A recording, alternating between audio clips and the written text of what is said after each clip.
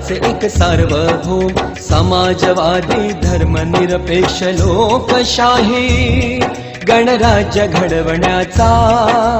त्याच्या सर्व नागरिकास सामाजिक आर्थिक व राजनैतिक न्याय विचार अभिव्यक्ती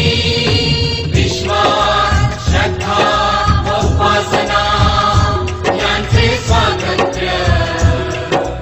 दर्जाची व संधीची समानता निश्चितपणे प्राप्त करून देण्याचा आणि त्या सर्वांमध्ये व्यक्तीची प्रतिष्ठा व राष्ट्राची एकता आणि एकात्मता यांचे आश्वासन देणारी बंधुता प्रवर्धित करण्याचा संकल्पपूर्वक निर्धार करून आमच्या संविधान सभेत आज दिनांक 26 नोव्हेंबर 1949 रोजी या